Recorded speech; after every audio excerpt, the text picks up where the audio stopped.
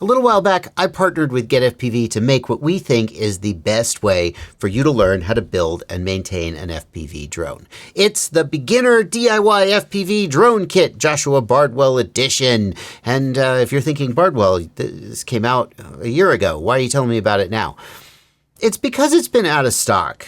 It's been out of stock a lot. And I know that in the world of FPV, everything is sort of out of stock all the time forever, but it's been out of stock more than, well, anyway, that's not the point. The point is it's back in stock now. And the reasons why it was out of stock for so long, which I won't go into, have been, I hope, fixed. We think fixed. So if you've been looking to get into FPV by building your own FPV drone, and I highly recommend that you do, if you buy bind and flies, that's fine. They're great. They come ready to go. You fly them, you enjoy them, but you eventually crash them and you eventually break them, and then you don't know how to fix them. Eventually, you got to build your own, and you got to learn how to build and configure it, and that's how you learn how to maintain it. This is the single best way to do it.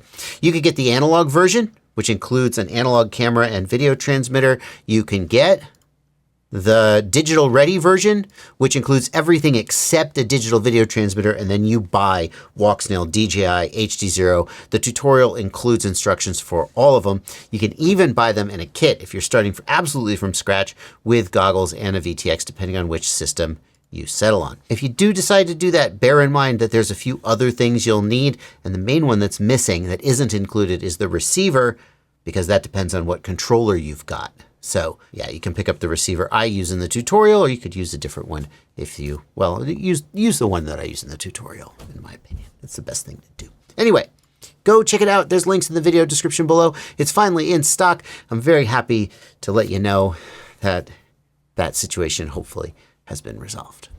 Happy flying.